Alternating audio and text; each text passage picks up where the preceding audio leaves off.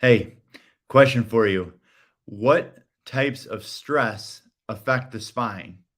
Now, in chiropractic, we learn in school, they call them the three T's: thoughts, traumas, and toxins. Now, most people are already very familiar that a traumatic event, of course, is going to affect the spine or cause subluxation. But, there is a reality that we don't, or many people don't think about what all the different sources of trauma are. It doesn't have to be like falling down the stairs or being in a severe car accident or breaking a bone. Now, while those things certainly can jar your body out of place or shift your spine out of place, causing subluxation. I mean, over 90% of children, or roughly 90% of children, have some level of subluxation that's created in the birth process itself. Of course, you think about sports. I mean, look how many concussions there are. And all sorts of other sports injuries, like when you sprain your ankle and walk uneven, or in a contact sport where you hit a hard pick in basketball, or fall tumbling, or get dropped in cheerleading, or whatever it might be. And now you can add in technology. So many kids sit way more than they should. In fact, research shows that your body, and specifically your spine, starts to fatigue after 3 hours of total sitting in any given day. And you think about how many kids and adults have been developing this tech neck, where it's like their heads are jammed forward, they're getting the hunching or the rounding, or some people call it like the old lady hump, it earlier and earlier ages. And why does that happen? Well, your body will adapt to the position you put it in, and it's not normal to constantly like look down at your phone, or it's not normal to play video games for these long periods of time.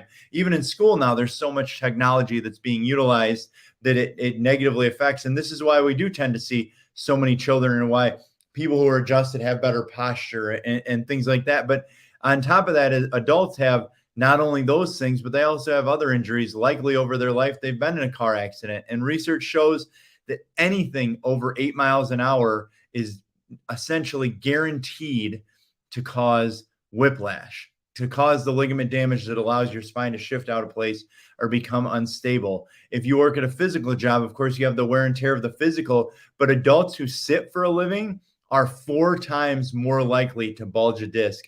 Again, going back to your spine, your body is not meant to sit all day. And lastly, traumatically, if you break a bone, or like I said, sprain an ankle, and you walk around on an uneven shoe, or if you've ever had a joint replaced, I mean, all these things negatively affect the spine. And it's very similar to a car. If you're not getting tune-ups, it's going to wear out much, much quicker. And while you can buy a new car, you certainly can't buy a new spine or a new body. So taking care of it, investing in it, reversing any damage that's already been developed is a great thing. But there are more things than just traumatic events.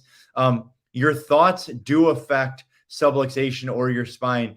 Mental stress, poor sleep can create muscle tension, and in fact can cause that tightness to pull things more out of place or out of alignment than they otherwise would be.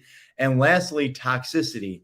I mean, we live in one of the, if not the most toxic country in the world. The amount of food additives, GMOs, cleaners, and things that are allowed to be put in food and on countertops and sanitized with, all that stuff goes into your body, and your body has to process it. And in fact, for more than 20 years now, while again, medications may be necessary, they are still made of chemicals. And so the number one toxins consumed in America is still medication. And so again, that wear on the body, there's even a term for it. So I've used the word subluxation quite a few times. I'm going to use a medical word, viscerosomatic, meaning that from the organ through the neurology. So for instance, your chiropractor, in most cases, we can actually feel like when somebody has a bad case of reflux, or they're having trouble breathing or something, we will feel extra tension in that part of the spine when somebody's sick, or when somebody's stressed in that organ or that part of the body. And so those stressors put more inflammation into the joints and can cause more. Now, removing or reducing that subluxation is why you are currently getting regular chiropractic treatments to do your best to give the most life, the most longevity to your body and to your health. Have a very blessed